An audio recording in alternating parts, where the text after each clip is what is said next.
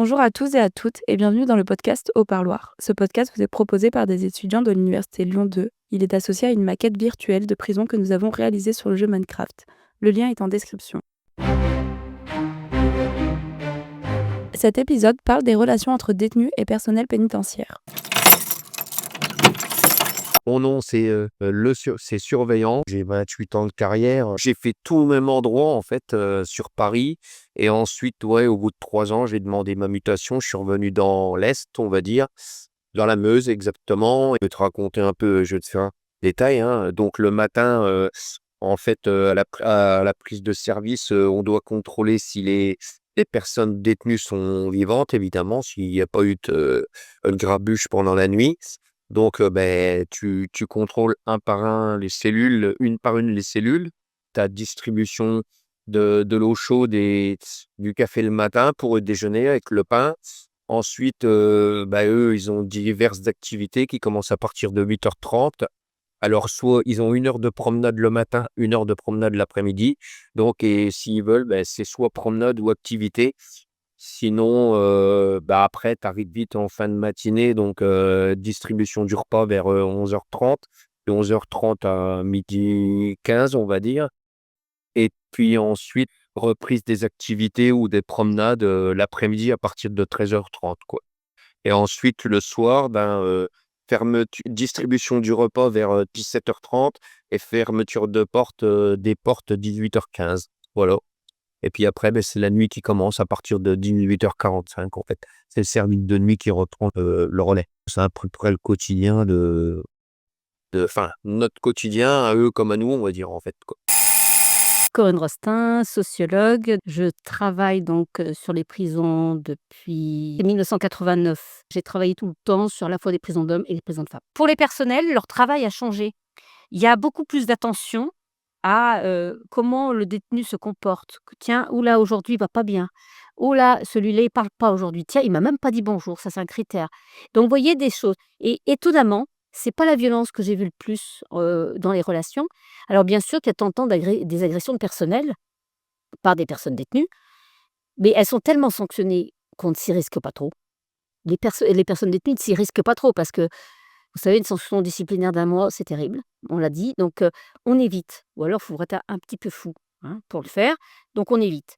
Donc du coup, les relations se sont un peu pacifiées et moi, ce que j'observe, c'est une variabilité des relations où ça passe d'échanges hypocrite, standard, voilà, bonjour, bonsoir, voilà et vos parloirs, vos machins, voilà, on se dit les choses, voilà, à des vraies conversations où on parle du match de la veille, où on parle, de son enfant qui était malade, où on parle, vous voyez, des choses très personnelles même. Donc là encore, tout dépend de la relation. Si vous avez un ou une surveillante qui gère 80 détenus, c'est pas la même chose, bien sûr, que dans un petit quartier où vous en avez que 20. Il faut savoir le faire, faut prendre du recul. Après, comme je dis toujours, moi, il y a pas de tutoiement, il y a rien du tout. Après, mon nom, c'est surveillant. Donc voilà, quoi, je veux pas, même si après, il y en a qui connaissent ton surnom ou ton prénom, mais moi, c'est surveillant et c'est uniquement comme ça. Après, en fait, c'est à toi dès le départ à bien faire le distinguo et puis pas rentrer, pas d'avoir de familiarité, on va dire, avec eux, quoi. Mais ça ne veut pas dire qu'avant les relations avec les personnels étaient facilitées. Il y avait beaucoup plus aussi je trouve de manque de respect, moi. J'ai observé une sorte de civilité croissante de la part des personnels où on demande à ce qu'ils appellent madame, monsieur, des marques de respect. Mais comme vous dites, il y a ce qui, empêche le personnel de fonctionner correctement, c'est, le nombre de personnes incarcérées. Quand vous ouvrez une cellule et qu'au lieu d'avoir une personne, vous en avez 4. Bon, ben et 2 sur un matelas par terre, ouais, vous imaginez les conditions. Donc alors moi, je dirais autre chose sur ces, conditions. Moi aussi, je trouve que les conditions matérielles se sont assez améliorées, mais ce qui, continue et perdure, moi, c'est les formes de déresponsabilisation ou d'infantilisation des personnes détenues. C'est-à-dire que, on ne les considère pas comme des personnes adultes et responsables et on ne fait rien pour les valoriser. Donc là, c'est les formes de mépris peuvent vraiment blesser les personnes durablement. Moi, je m'appelle Marion Devesa-Aurillon et du coup, je travaille à Prison Insider depuis un peu plus d'1 an et demi. Prison Insider, c'est une plateforme de diffusion d'informations sur les prisons dans le monde. Nous, ce qu'on voit surtout, c'est que le personnel pénitentiaire a un pouvoir vraiment, quasi, et enfin, il décide de tout en fait, de ce qui va pouvoir se passer, en détention et parce qu'il y a très peu de contrôle. Donc au niveau de l'application de la discipline, heu, c'est très arbitraire. Nous, c'est surtout ça qui ressort. Contrairement aux représentations où on pense toujours conflit, non. Les conflits sont pas habituels parce que personne n'a intérêt au conflit. Les gens, au contraire, ont intérêt à ce que les détenus ont intérêt à ce qu'on les laisse tranquilles, y compris faire leurs petites affaires tranquilles, que les surveillants ne s'en mêlent pas trop. Donc, rester juste à la limite qu'il faut, discrètement, on assure voilà, on fait sa petite vie. Et les surveillants, ils ont tout intérêt à ce que les détenus obéissent également, se comportent, prennent pas trop de temps pour sortir en promenade, pour faire ce qu'ils ont à faire, et donc que ça se passe bien. Donc, j'ai appelé ça, moi, négociation de la paix carcérale, en gros. C'est-à-dire qu'on fait tout des 2 côtés pour que ça se passe bien.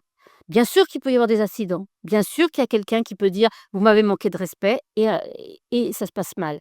Bien sûr qu'il peut y avoir quelqu'un qui crie, un surveillant qui crie en disant: «Vous n'avez pas» bon, très bien. Mais globalement, ça se passe bien. Moi, ce que j'observe, parfois, il y a des incidents, mais ça reste des incidents. Le Cette, négociation est permanente et les surveillants vous le diront, ben, dans les prisons, quand il y a beaucoup de surpopulation, on est encore plus cool, on est obligé. On peut pas exiger le règlement, ça peut pas. Voilà, on est plus cool. Voilà. Par contre, de temps en temps, on reprend en main, quand on voit que c'est voilà.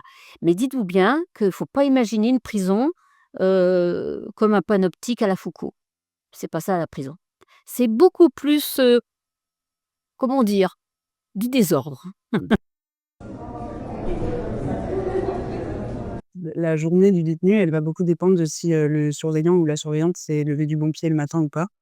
Il y a beaucoup de cas de personnes qui décèdent en détention suite à, une altercation, suite à un truc. Bon, bah, il est remis en cellule et hop, après, on le retrouve mort. Bah, là, l'administration doit expliquer, elle est responsable d'expliquer ce qui s'est passé parce que ça s'est passé dans son bâtiment, ça s'est passé dans un lieu où la personne, elle était là parce qu'elle avait une peine qui était prononcée par l'État et heu et ils expliquent pas, enfin, s'ils veulent pas expliquer, ils expliquent pas, quoi. Merci d'avoir écouté cet épisode. Il a été réalisé par Nesrine Bourrekba, Erwan Claire, Mathéo Bonin, Vincent Niébédé et Maxime Deminier. Retrouvez le lien de la maquette en description et les autres épisodes sur tous les réseaux sociaux d'Au Parloir ainsi que sur les plateformes de streaming. À bientôt!